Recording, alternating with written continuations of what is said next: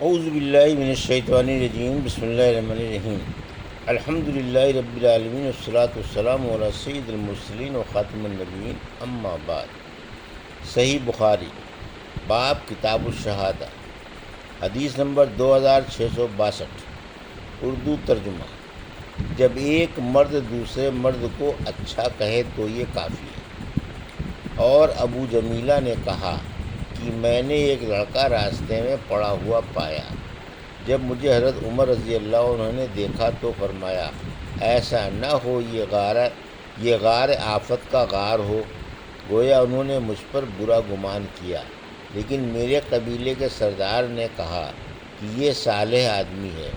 حضرت عمر رضی اللہ عنہ نے فرمایا کہ ایسی بات ہے تو پھر اس بچے کو لے جا، اس کا نفقہ ہمارے بیت المال کے ذمے رہے گا۔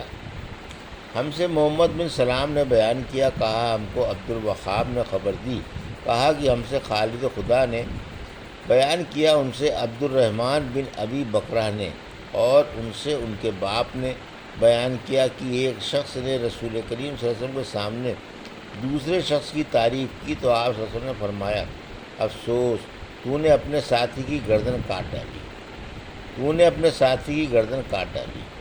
کئی مرتبہ آپ صلی اللہ علیہ وسلم نے اسی طرح فرمایا۔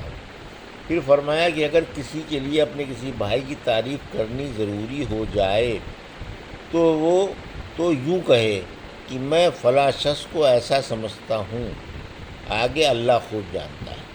میں اللہ کے سامنے کسی کو بے عیب نہیں کہہ سکتا، میں سمجھتا ہوں وہ ایسا ایسا ہے، اگر اس کا حال جانتا ہوں۔ حدیث نمبر 2663، کسی کی تعریف میں مبالغہ کرنا مکروہ ہے، جو جانتا ہو بس وہی کہے۔ ہم سے محمد بن صباح نے بیان کیا، انہوں نے کہا ہم سے اسماعیل بن زکریا نے بیان کیا، انہوں نے کہا ہم سے برید بن عبداللہ نے بیان کیا، ان سے ابو موسیٰ اشعری رضی اللہ عنہ نے بیان کیا کہ رسول کریم صلی اللہ علیہ وسلم نے سنا کہ ایک شخص دوسرے کی تعریف کر رہا تھا اور مبالغے سے کام لے رہا تھا، تو رسول اللہ صلی اللہ علیہ وسلم نے فرمایا کہ تم لوگوں نے اس شخص کو ہلاک کر دیا، اس کی پشت توڑ ڈالی۔ حدیث نمبر 2664، اردو ترجمہ۔ بچوں کا بالغ ہونا اور ان کی شہادت کا بیان۔ اور اللہ تعالیٰ کا فرمان ہے کہ جب تمہارے بچے احتلام کی عمر کو پہنچ جائیں تو پھر انہیں گھروں میں داخل ہوتے وقت اجازت لینی چاہیے۔ مغیرہ رضی اللہ عنہ نے کہا کہ میں احتلام کی عمر کو پہنچا تو میں 12 سال کا تھا، اور لڑکیوں کا بلوغ حیض سے معلوم ہوتا ہے۔ اللہ تعالیٰ کے اس ارشاد کی وجہ سے کہ عورتیں جو حیض سے مایوس ہو چکی ہیں، اللہ تعالیٰ کے اس ارشاد ان یضعن حملہن تک، یعنی حسن بن صالح نے کہا کہ میں نے اپنی ایک پڑوسن کو دیکھا کہ وہ 21 سال کی عمر میں دادی بن چکی تھیں۔ ہم سے عبید اللہ بن سعید نے بیان کیا، کہا کہ ہم سے ابو اسامہ نے بیان کیا، کہا کہ مجھ سے عبید اللہ نے بیان کیا، کہا کہ مجھ سے نافع نے بیان کیا، انہوں نے کہا کہ ہم سے عبداللہ بن عمر رضی اللہ عنہ نے بیان کیا کہ احد کی لڑائی کے موقع پر وہ رسول اللہ صلی اللہ علیہ وسلم کے سامنے جنگ پر جانے کے لیے پیش ہوئے تو انہیں اجازت نہیں ملی۔ اس وقت ان کی عمر 14 سال تھی۔ پھر غزوہ خندق کے موقع پر پیش ہوئے تو اجازت مل گئی، اس وقت ان کی عمر 15 سال تھی۔ نافع نے بیان کیا کہ جب میں عمر بن عبدالعزیز رحمۃ اللہ علیہ کے یہاں ان کی خلافت کے زمانے میں گیا تو میں نے ان سے یہ حدیث بیان کی تو انہوں نے فرمایا کہ چھوٹے اور بڑے کے درمیان 15 سال ہی کی حد ہے۔ پھر انہوں نے اپنے حاکموں کو لکھا کہ جس بچے کی عمر 15 سال کی ہو جائے اس کا فوجی وظیفہ بیت المال سے مقرر کر دیں۔ حدیث نمبر 2665، اردو ترجمہ۔ ہم سے علی بن عبداللہ نے بیان کیا، انہوں نے کہا ہم سے سفیان نے بیان کیا، انہوں نے کہا ہم سے صفوان بن سلیم نے بیان کیا،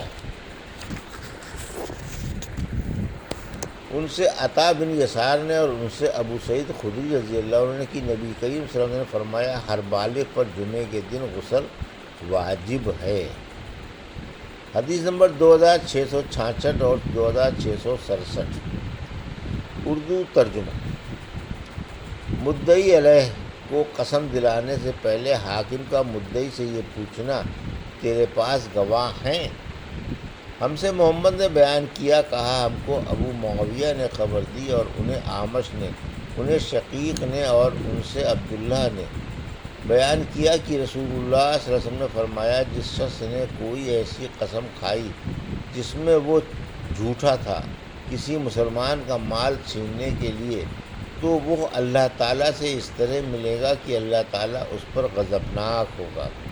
انہوں نے بیان کیا کہ اس پر اشعث بن قیس رضی اللہ عنہ نے کہا کہ خدا گواہ ہے، یہ حدیث میرے ہی متعلق حضور صلی اللہ علیہ وسلم نے فرمائی تھی۔ میرا ایک یہودی سے ایک زمین کا جھگڑا تھا، یہودی میرے حق کا انکار کر رہا تھا، اس لیے میں اسے نبی کریم صلی اللہ علیہ وسلم کی خدمت میں لایا۔ آپ صلی اللہ علیہ وسلم نے مجھ سے فرمایا، کیونکہ میں مدعی تھا کہ گواہی پیش کرنا تمہارے ہی ذمہ ہے۔ انہوں نے بیان کیا کہ میں نے عرض کیا، گواہ تو میرے پاس کوئی بھی نہیں ہے۔ اس لیے انس صلی اللہ علیہ وسلم نے یہودی سے فرمایا کہ پھر تم قسم کھاؤ۔ اشعث رضی اللہ عنہ نے بیان کیا کہ میں بول پڑا، یا رسول اللہ، پھر تو یہ قسم کھا لے گا اور میرا مال ہضم کر جائے گا۔ انہوں نے بیان کیا کہ اسی واقعے پر اللہ تعالیٰ نے یہ آیت نازل فرمائی، جو لوگ اللہ کے عہد اور قسموں سے معمولی پونجی خریدتے ہیں۔ حدیث نمبر 2668۔ اردو ترجمہ۔ دیوانی اور فوجداری دونوں مقدموں میں مدعی علیہ سے قسم لینا، اور نبی کریم صلی اللہ علیہ وسلم نے مدعی سے فرمایا کہ تم اپنے 2 گواہ پیش کرو ورنہ مدعی علیہ کی قسم پر فیصلہ ہوگا۔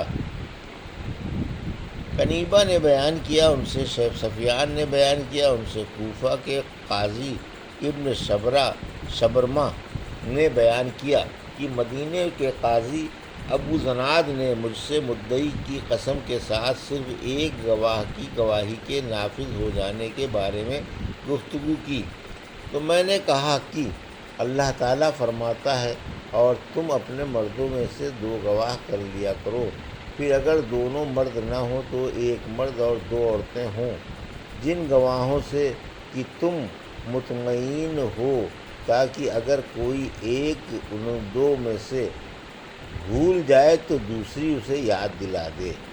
میں نے کہا کہ اگر مدعی کی قسم کے ساتھ صرف ایک گواہ کی گواہی کافی ہوتی تو پھر یہ فرمانے کی کیا ضرورت تھی کہ اگر ایک بھول جائے تو دوسری اس کو یاد دلا دے؟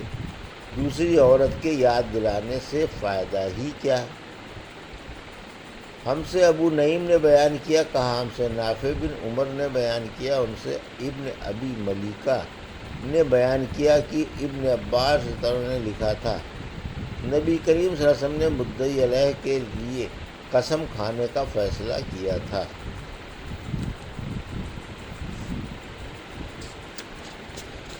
یہ تھی صحیح بخاری باب کتاب الشہادہ کی حدیث نمبر 2662 سے 2668 کا اردو ترجمہ، جو ابھی آپ نے سماعت فرمایا۔